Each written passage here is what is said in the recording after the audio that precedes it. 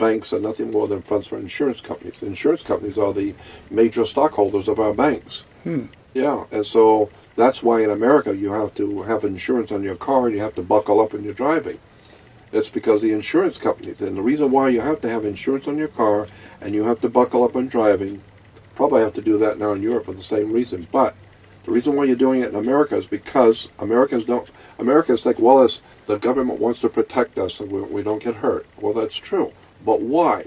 They don't mind killing people all over the world in wars, hundreds of thousands of innocent women and children being murdered in wars all over the world, so they don't really care about human life.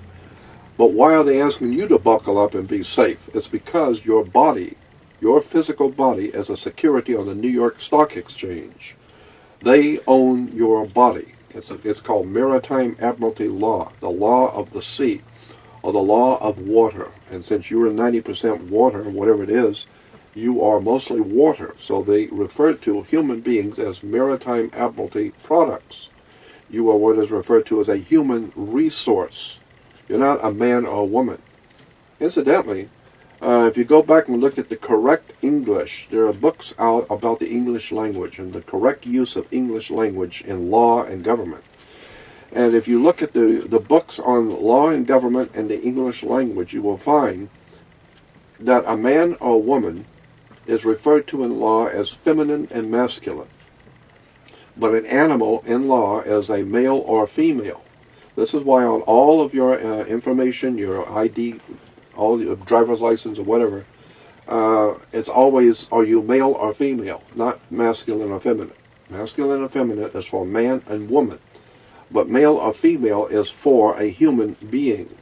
A human being is, by law, in a court, a human being is not considered to be a man or woman. It is considered by law to be a maritime admiralty product. And that product is on the New York Stock Exchange. So your birth certificate, which represents your flesh and blood body, is a security on the New York Stock Exchange. You are nothing more than a human resource. You are an animal, a male or female animal that's being bought and sold by the corporation called United States privately owned company. How many people know that the U.S. is a term this country we call the United States of America, is a republic, but the word United States in law means a corporation, a privately owned company. And so all corporations or privately owned companies, by law, if you're incorporated, you have to have a president. It's called corporate law. So you must have a president, and corporate law says if you're going to be a corporation, anybody can have a corporation, but you got to follow the rules. You got to have a president, a vice president, and a secretary-treasurer. That you have to have if you're going to be a corporation. So today, there's a privately owned company in this country called United States Corporation. It was incorporated back in the 1870s. And it has a president. So Bush was the president of the corporation. Today, Obama's the president of the corporation. But people don't understand the United States is a privately owned company.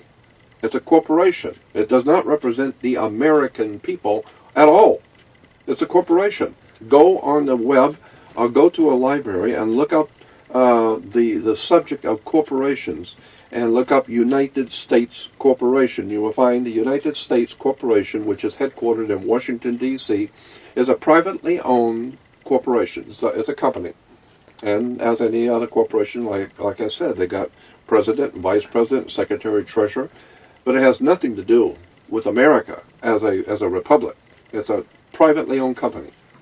Americans just go about their daily business, surrendering their sovereignty, surrendering their free will, surrendering their children, surrendering everything they have to a damn privately owned corporation, a company.